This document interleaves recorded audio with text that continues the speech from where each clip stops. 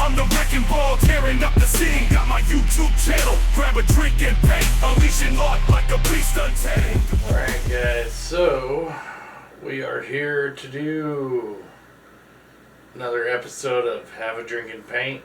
I'm glad you guys could join me. Make sure to like, subscribe, do all the usual stuff. So today we are doing Street Fighter with Jean-Claude Van Damme. He is Guile, and yeah, he definitely portrays him well. Okay, so without further ado, first things first, I have my drink. I hope you have yours. And we're just going to kind of jump into the movie. It pretty much just is M. Bison, played by Raul Julia. He also played Gomez for most of the Addams Family movies. He is a very good actor, so he pushes it as far as he can. But there's also Sagat and Vega,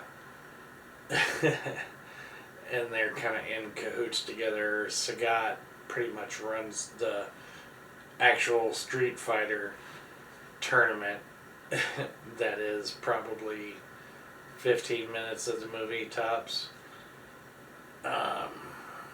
Yeah, most of it's M. Bison trying to take over the world and Gal trying to stop him. Ryu and Ken are trying to scam Sagat into buying weapons, and they turn out to be toys with shoot tennis balls. It's a very interesting scene. Guile basically talks him into taking a homing beacon and faking his own death so that they can get into M. Bison's facility. They get there. Gal knows where they're at. One of Gal's friends is in a laboratory being worked on by a Middle Eastern man named Professor Dulcim. And if you've ever played Street Fighter, you know who that's going to be. And he's got so the ring around his neck and his arms are chains. Gal puts a tracking device on Ryu and Ken. They get into their facility. Everybody's trying to take out M. Bison. Nobody can. And he has hostages. So Guile has a boat that has stealth capabilities. And he's gonna just charge in there and take out all the defenses. And like halfway through taking out all the defenses, M. Bison's like, boop, boop, boop. There he is. And it just disables his stealth capabilities. So M. Bison gets on an actual arcade controller. Like, I know it's a Capcom movie, guys, but you're kind of pushing it. But he gets on an actual, it's like an arcade. It's got 6 buttons, and he's just like slapping buttons because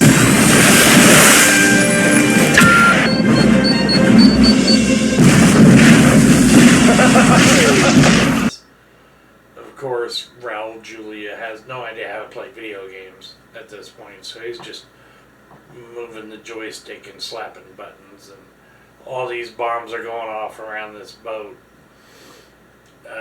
They finally blow it up, but they get off the boat just beforehand, so they make it there. One of his friends is named Charlie, and that's Carlos Blanca, or Carlos something, and they turn him into Blanca. But Professor Dulcim changed his brain wipe 49% of the way through. Like 49% was all bad stuff, and the other 51% was good stuff. Gal shows up. He's about to shoot Blanca, and Dulcim stops him. He's like, "You have no right." Whatever. Anyways, so Dulcim has become the protector of Blanca, which he fights a few guys, but you don't really see, like, he didn't use his electric power or nothing cool like that at all. It's just him going, "Urgh." And the transformation is literally a skinny guy to a buff guy in green makeup and a few prosthetics. So, no big change there. There was a probably bigger change in the Incredible Hulk 1970 series with Lou Ferrigno, which, by the way, my Hulk hands up here are signed by. My wife got them signed by Lou Ferrigno himself. Love them. Probably my prized possession. But, anyways. So, Jean-Claude gives up on him. They're about to bring him up to kill the hostages. So, Jean-Claude gets in the pod instead of Blanca. And as soon as the pod opens, Jean-Claude just rockets out of there with a flying kick and kicks M. Bison from... I mean, if you're watching the movie, it looks like 300 plus yards. Like, it's a long distance. It would make Liu Kang extremely proud. I'm just saying. So he flies out of there with a flying kick. And then all hell breaks loose from there on.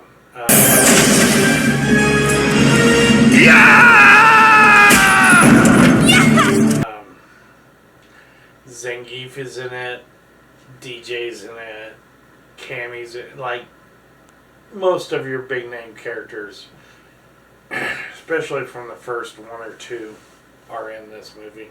So from there, Sagat and Vega try to take on Ryu and Ken. Doesn't work out well for them. After that, they're pretty much tasked with the job of freeing the hostages, which is also Cammy's role and several others. E. Honda starts to fight Zangief. He's fighting Zangief. They're like crashing through a 6-foot thick steel door just from bumping up against it because they're fighting so hard. So there's that. And there's even a scene where E. Honda and Zangief are fighting, and Bison had a model of his utopia that he was going to create, and they're fighting amongst that, and they use Godzilla noises.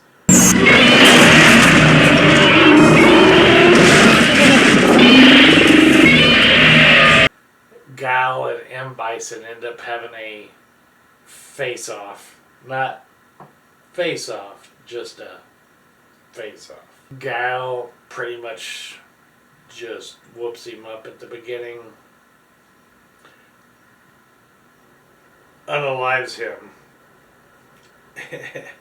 And while he's talking on the radio, you see a computer screen that's like, "Oh, M. Bison is dead. We need to resuscitate him." So you see his outfit, like, giving him CPR and, like, adrenaline, and wakes him back up. Fortress. I'm afraid it could still go either way. Well, it's gonna go our way. So, now we're good. So after he gets up, he just kind of electrocutes Jean-Claude. So you get the super Bison at this point. Because it is super Street Fighter. It's not just regular Street Fighter. I mean, come on.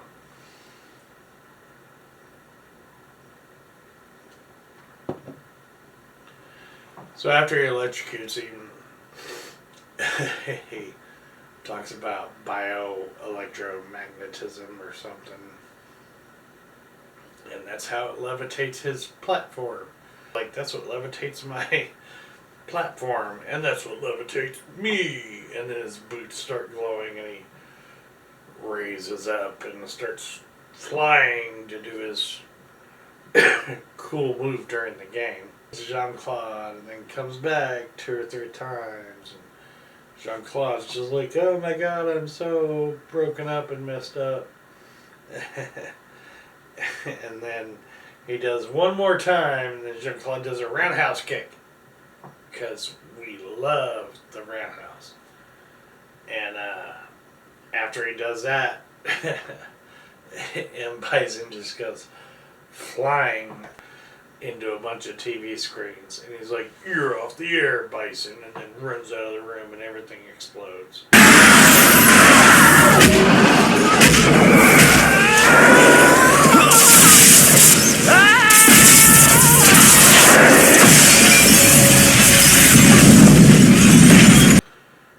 And self-destruct sequence has started at this point. E. Honda and Zangief are fighting, and they're like, we gotta get these hostages out of here. So E. Honda's like, sorry bro, we can't play no more. And then starts getting hostages out. Like Ryu and Ken's fighting scenes were very intricate. Jean-Claude's, up until he fought M. Bison, were okay. The guy that played Vega did very well. The guy that played Sagat did okay. Yeah, Chun-Li was mainly just a sex object. Sure. But only if you wear that dress. She had like 20 seconds of fighting. Anyways, I enjoyed my drink. I hope you enjoyed yours. I got my little buddy up here. I appreciate you guys for tuning in. Street Fighter, Jean-Claude Van Damme. See you next time. Have a drink of paint. I have enjoyed my drink. I hope you enjoyed yours. Like, subscribe, hit the bell, punch it as hard as you can. Anyways, thanks.